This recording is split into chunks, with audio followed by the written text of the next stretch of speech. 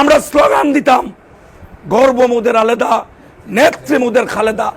এই slogan BNP ছাড়া, তার অঙ্গ সংগঠন ছাড়া কারো দেওয়ার কোন যোগ্যতা বাংলাদেশের কারণে আমরা গর্ব করে বলতে পারি, খালেদা জিয়া এই বাংলাদেশে 90 সাল থেকে লাস্ট যে নির্বাচন হয়েছে সেইখান পর্যন্ত 26টি আসনে খালেদা জিয়া নির্বাচন করেছেন।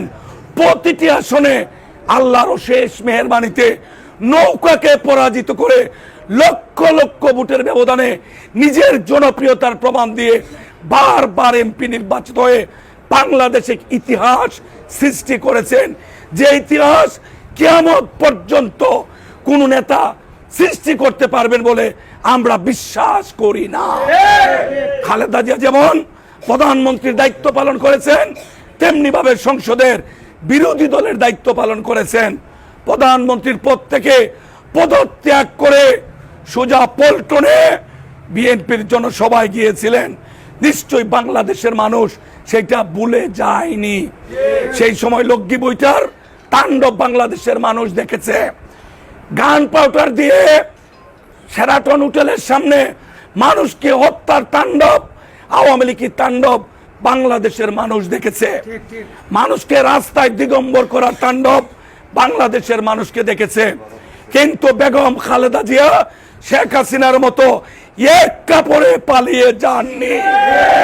ওনার ভিত্তি ছিল জনগণের মধ্যে। খালেদা জিয়া বারবার বলেছেন, আমার বিদেশে কোনো বাড়ি নেই, আমার বিদেশে কোনো সম্পদ নেই, বিদেশে আমার কোনো আত্মীয় স্বজন নেই। যদি মরতে হয় যে দেশে জন্মগ্রহণ করেছি সেই দেশে আমি মরতে চাই। আজকে ফেসবুকে খালেদা জিয়ার বক্তব্যটি ভাইরালের পরে সুপার ভাইরাল, কথাটি আপনারা লক্ষ্য করবেন। খালেদা জিয়া পালিয়ে যাননি, উনি জনগণের মধ্যে আছেন, জনগণের মধ্যে উনি থাকতে স্বাচ্ছন্দ্য বোধ করেন। আমরা এত বড় একটি রাজনৈতিক দল, আওয়ামী লীগ মিথ্যা অপবাদ দিয়ে জনগণকে বারবার ধোঁকা দিয়েছে। তিনটি বিগত জাতীয় সংসদ নির্বাচনে দিনের ভোট রাতে দিয়েছে, আগের রাত্রে বাস্কবর্তী করেছে, সর্বশেষ 18 সালে ডামি নির্বাচন করেছে। শুধু 24-এ ডামি নির্বাচন করেছে, 18 সালে দিনের ভোট রাতে দিয়েছে। আজকে কোটা সংস্কার আন্দোলন, এই আন্দোলনের ছাত্র সমাজের দাবি শেখ হাসিনার পদত্যাগ ছিল না। তারা কোটা আন্দোলন করেছেন, তাদের ন্যায্য দাবি তারা বলেছেন কোটা নয়, মেধার ভিত্তিতে বাংলাদেশের মানুষ, ছাত্র সমাজ চাকরিতে তারা অংশগ্রহণ করতে চায়। আপনারা দেখেছেন যেখানে পার্লামেন্টে জনগণের ভোট দ্বারা নির্বাচিত প্রতিনিধিরা প্রতিনিধিত্ব করেন না, থানার একজন ওসি, একজন sub inspector, member of parliament, একজন এমপির পদমর্যাদা, সিনিয়র অ্যাবাভ সেক্রেটারি, আইজিপির উপরে যার অবস্থান, সেই এমপিদেরকে থানার দারোগায় গালি দেয়, থানার ওসি গালি দেয়। কারণটা কি? তারা জনগণের ভোট দ্বারা নির্বাচিত না।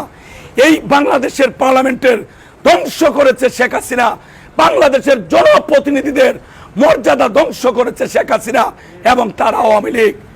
আবারও তারা বাংলাদেশের যারা প্রজাতন্ত্রের কর্মকর্তা কর্মচারী হবেন, যোগ্যতার ভিত্তিতে মেধার ভিত্তিতে চাকরি না দিয়ে কোটার মাধ্যমে অযোগ্য অথর্বদের চাকরি দিয়ে বাংলাদেশের এই রাষ্ট্র ব্যবস্থাকে চিরস্থায়ী ধ্বংসের যে ব্যবস্থা করেছিল, সেইখানে আমাদের গর্বিত ছাত্র সমাজ জেগে উঠে তাদের দাবি প্রতিষ্ঠা করেছে।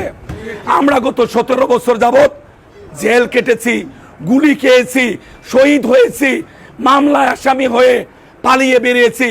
জেলের মধ্যে মাসের পর মাস, বছরের পর বছর আমরা জেলে থেকেছি।